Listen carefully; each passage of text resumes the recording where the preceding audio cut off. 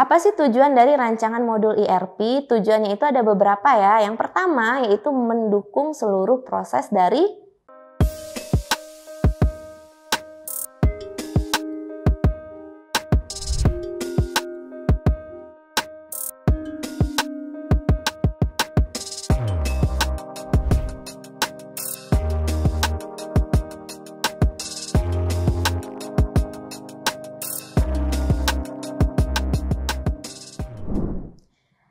Assalamualaikum warahmatullahi wabarakatuh. Hai, jumpa lagi bersama saya di channel Kuliah Teknokrat bersama Latifah. Pada video kali ini saya akan membahas tentang sales, marketing, dan integrasi dari CRM, lanjutan dari materi sebelumnya.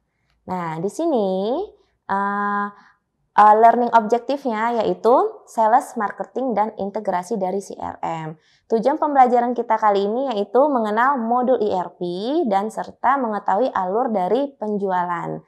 Berikutnya adalah mahasiswa itu mampu menganalisis dari alur penjualan dari sistem ERP tersebut, lalu mereka mengetahui bagaimana marketing di dalamnya, serta mahasiswa itu mampu mempresentasikan dari alur serta marketing yang ada pada sistem ERP. Berikutnya, kalau boleh tahu apa itu modul ERP, biasanya kita sering dengar ya, apa itu modul. Modul itu sebenarnya adalah suatu, di dalam sistem itu ada suatu aplikasi, yaitu aplikasi sistem ERP, di dalamnya ada modul. Modul itu seperti kayak bagian, atau lebih dikenal kayak sub-sub, bagian-bagian sub-sub, atau lebih dikenal lagi misalnya buku nih, ada bab-babnya. Nah, itu adalah modul dari ERP.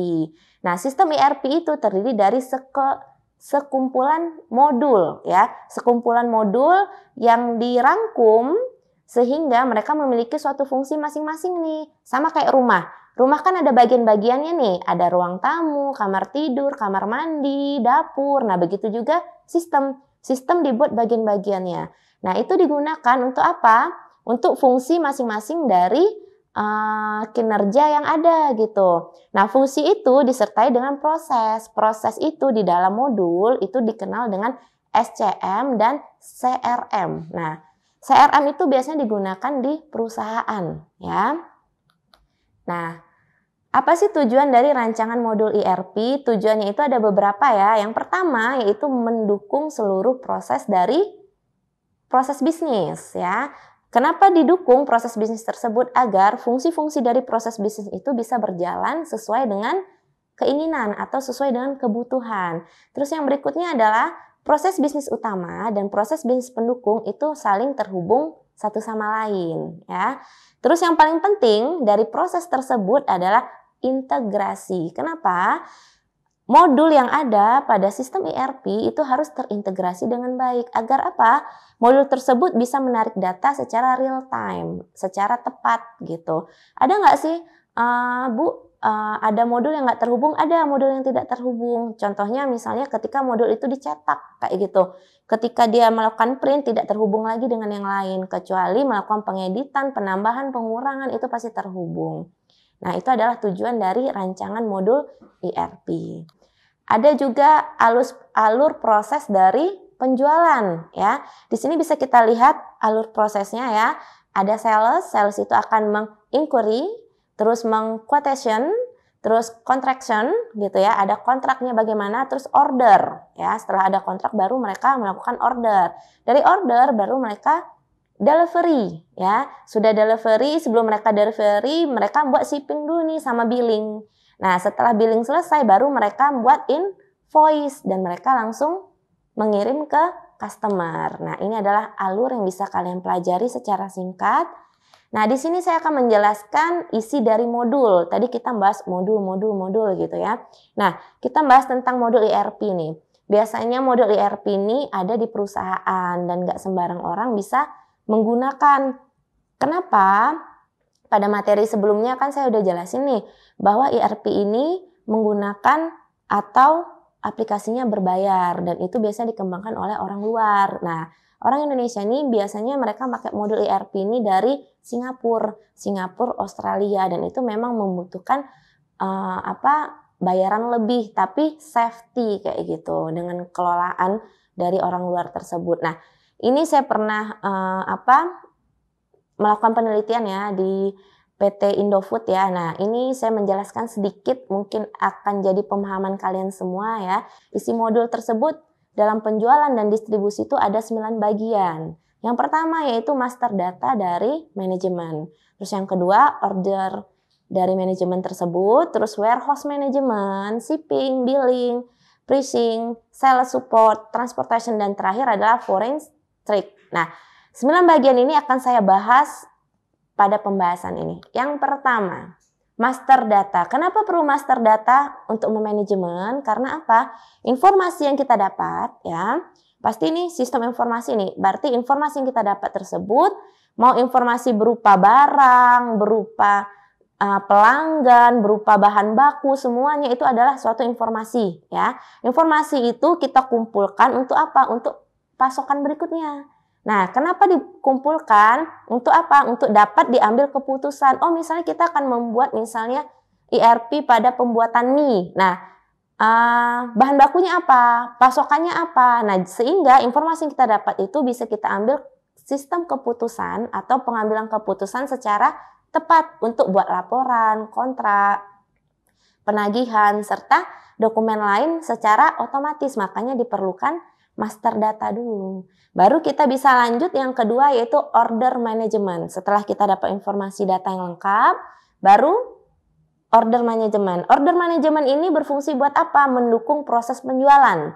Ya, ketika melakukan pembelian, terus pembayaran, sampai barang diterima dari awal sampai akhir, disinilah order management digunakan.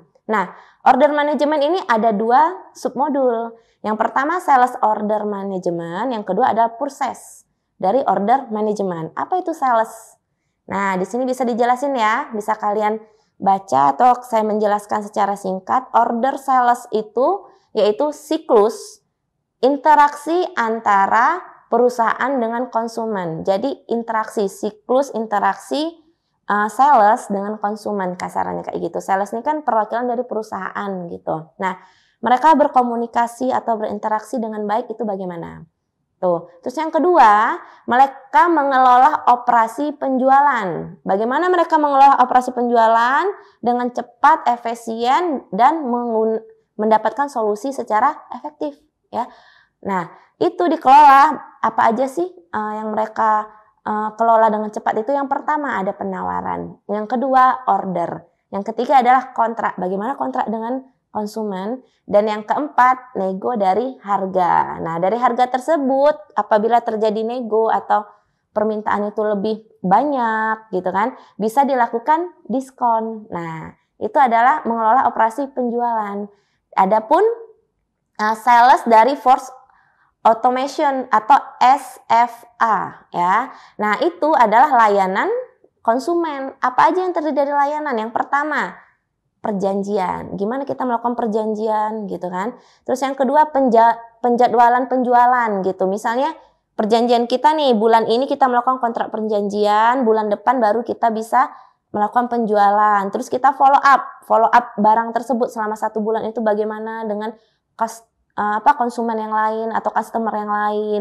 Terus informasi produk, kita harus memberikan informasi produk itu secara tepat, sesuai dengan sasaran. Jangan sampai nggak sesuai. Misalnya kita jual makanan, ternyata kita masuk ke toko, misalnya toko perabotan, itu nggak sesuai. Jadi informasi produk itu harus tepat gitu ya. Terus yang kelima, kelayakan. Layak nggak kalau kita jual makanan, kita bandingkan dengan yang lain, kelayakan dari produk kita tuh bagaimana gitu. Nah, itu ya, ini dari sales order management. Ada juga sub dari purchase. Nah, ini sering kita dengar ya, purchasing gitu ya. Nah, proses dari submodul ini ya, mereka melakukan permintaan secara online. Bisa nggak? Bisa. Secara kan serba online, nggak harus datang jauh. Dengan online kita ngirim barang secara cepat, bisa.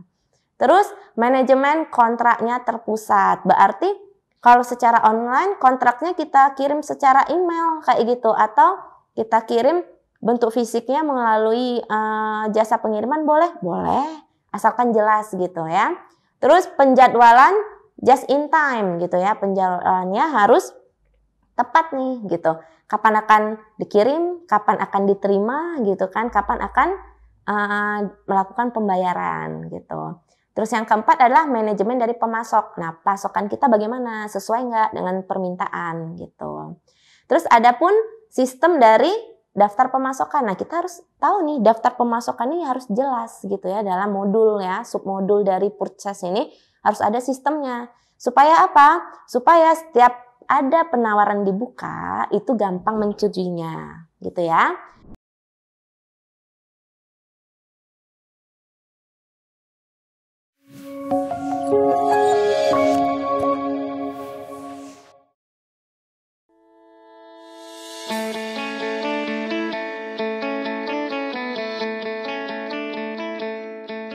Lampung, the Treasures of Sumatra, is a province that becomes the gateway to the Sumatra Island.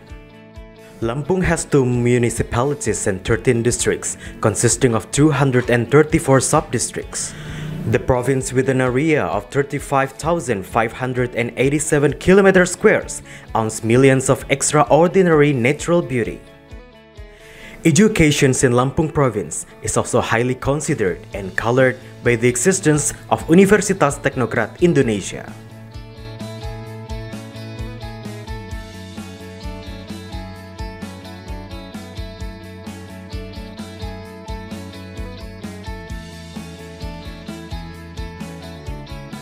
Universitas Teknokrat Indonesia has 3 faculties and 12 study programs. Faculty of Engineering and Computer Sciences with the 6 study programs: Electrical Engineering, Civil Engineering, Computer Engineering, Information Technology, Informatics, and Information System. Faculty of Economics and Business with 2 study programs: Management and Accounting. Faculty of Arts and Educations with 4 study programs: English Literature, Mathematics Education, English Educations, and Physical Education. Universitas Teknokrat Indonesia believes that education is the key to the advancements of a nation. Universitas Teknokrat Indonesia commits to produce and develop future leaders through the education of quality characters. This receives a very good reception and trust from the community, which is marked by increasing interest in students from year to year. The students and lecturers have lots of achievements and awards. Also, our quality is recognized by National Accreditation Board for Higher Education and many international collaborations. Universitas Teknokrat Indonesia also prepares the students to face the globalization's era through the use of digital technology.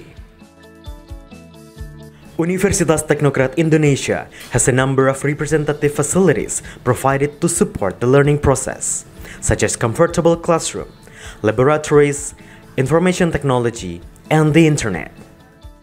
Our vision is to be an excellent university in Sumatra with international standard and able to play an active role in nation building through 3 pillars of higher education, comprising education, research, and community service. We have graduated outstanding students who can be accepted in state agencies and other large companies. At Universitas Teknokrat Indonesia, the students and lecturers are encouraged to create and innovate by creating products and services that benefit the community through research activities and community services. In an effort to achieve its visions and missions, the academics of Universitas Teknokrat Indonesia are guided by the organizational culture values of discipline, quality, creative, and innovative. To support the quality of learning processes, we have very complete and sophisticated facilities, including digital-based smart classroom, hotspot in campus area, sport facilities, auditorium, and students' hall. Come and be a part of us, the Campus of Champion, Universitas Teknokrat Indonesia.